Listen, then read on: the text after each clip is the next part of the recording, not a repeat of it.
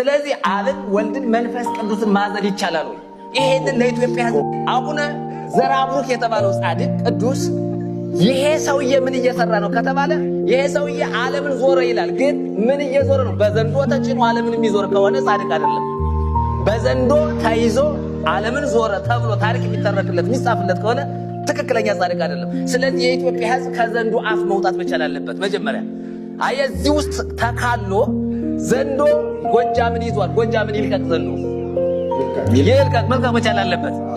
ግብጽ ይኸውልህ መርጌታ ከሰራ ግብጽ ምን አደረገች? እኛ እንስራ እናንተ ዘንዶ ገብታችሁ ቁጠሩ ሄዱ ዘንዶ ተቀጠሩ። የባህር ዘንዶ ላከች፣ እሷ ትሰራለች። እዚህ ምን ያደርጋል? አንድ ነገር ላንሳ እዚህ ጋር ተመልከቱ። አሁን እዚህ ላይ ገድለ ማን ነው? የገብረ መንፈስ ቅዱስ ገድል ነው። እዚህ ገድሉ ላይ ተመልከቱ። አሁን እዚህ ጋር ምን እያደረገ ነው? ገብረ መንፈስ ቅዱስ ከተባለ ስላሴ ናዝሮ ነው። አየህ፣ ስላሴ ይታዘላል ወይ? አብን ወልድን መንፈስ ቅዱስን ስላሴን ተሸክሞ ማን? ታሪኩ ምንድን ነው የሚለው? ጻድቁ አቡነ ገብረ መንፈስ ቅዱስ ስሉስ ቅዱስን በዝቋላ ገዳም አንዳንድ ምዕራፍ እንዳዘሏቸው ይላል። አንድ ምዕራፍ አብን ተሸክሞ ቁጭ አደረገውና አብ ይጠብቃል። ከዚያ አብን እንዳስቀመጠ ተመልሶ ይመጣና ወልድን ያዝልና ወስዶ ከአብ ጋር ያስቀምጣል። ተመልሶ ይመጣና መንፈስ ቅዱስን ወስዶ ያስቀምጣል። እንዲህ አይነት ተረት በኢትዮጵያ ምድር ላይ ያስፈልግም። ስለዚህ አሁን እዚህ ጋር ይሄ ነው ጻድቅ የተባለው ገብረ መንፈስ ቅዱስ። ስራው ምንድን ነው? ስላሴን እያዘለ ነው። ይሄ ዝቋላ ገዳም አይቷል። ማን ያየ? የፍልስፍና ታሪክ ነው። ስለዚህ እንዲህ አይነቱ ታሪክ ኢትዮጵያ ምድር ላይ መሰራት የለበትም። ስለዚህ አብን ወልድን መንፈስ ቅዱስን ማዘል ይቻላል ወይ? ይሄንን ለኢትዮጵያ ሕዝብ እንደ ጥያቄ ልንተው እንችላለን።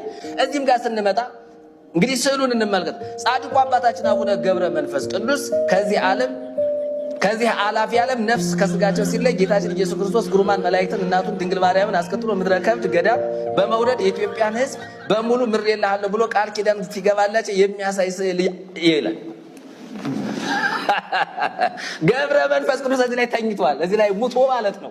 አልሞተም። ሲጀመር እዚህ ጋር እነሱ የሚሉት እኮ አልሞተም አይደለም የሚሉት። አልሞተም እኮ ይላሉ። አልሞተም ብለው ይከራከራሉ። እዚህ ጋር ግን ገብረ መንፈስ ቅዱስ ሙቶ ጌታ መላእክትን አስከትሎ ድንግል ማርያምንም አስከትሎ መጥቶ የኢትዮጵያን ሕዝብ ምሬልሃለሁ የሚል ቃል ኪዳን ሲሰጠው ያሳያል። እዚህ ጋር ማለት ነው። ሰውየው እኮ ሙቷል።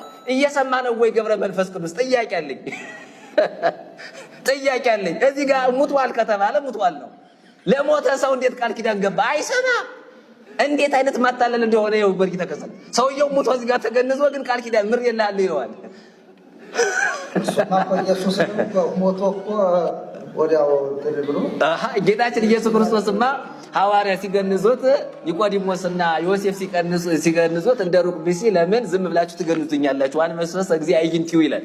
አይኑን ግልጥ አደረገ የለ እና ቅዱስ እግዚአብሔር ቅዱስ ያው ቅዱስ ኃያል እያላችሁ ገንዙኝ እንደ ሩቅ ቢሲ እንዴት ብሎ ከዚያ ሙቶ የነበረው ኢየሱስ አይኑን አንድ ጊዜ ግልጥ አድርጎ ለምን እንደ ሩቅ ቢሲ ዝም ብላችሁ ትገንዙኛላችሁ? ከዚያ ትምህርት ሰጥቷቸው አገናነዝ ነግሯቸው ከዚያ በኋላ አይኑን ደግሞ መልሶ ጨፈነ ኢየሱስ። ከዚያ ቅዱስ እግዚአብሔር እያሉ